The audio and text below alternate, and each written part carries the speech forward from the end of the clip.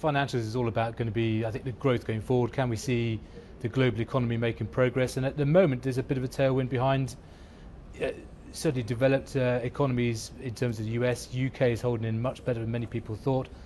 Asia continues to make progress. So I think if you want to have any commitment to the market, banks aren't such a bad place to be. But I think in terms of structural longer term holdings, I think the big banks are still struggling against there's headwinds of disintermediation from competitors, low net interest margins, regulatory costs. So it's no more than a hold for me, but it's not a bad hold at the moment. Just to back up a moment here, would you describe yourself as a troubled bear at this point on risk assets? Because for some time now in your research, it's been clear that you are very sceptical about the Trump bump and everything else that follows. I think, troubled bear, I think in terms of what Trump brings to the party, we want to see detail. He keeps on talking about a phenomenal tax plan. Great, we want to see the details. We want to see what he's talking about in terms of corporate and personal tax cuts. In particular, we want to hear what he's got to say about potential repatriation of corporate profits held abroad.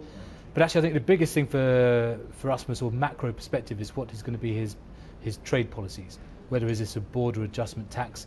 If there isn't, is there going to be some sort of potential tariff policy? And this to us would be one of the biggest potential headwinds for the global economy. So in terms of what Trump brings to the party, there's going to be some good things.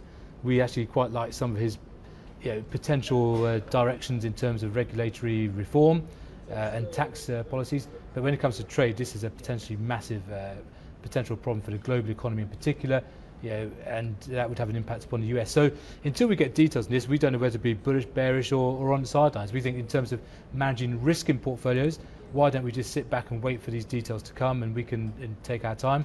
If they're good proposals, then we'll give it the benefit of the doubt. If they're poor proposals, then we'll be a bit more risk off.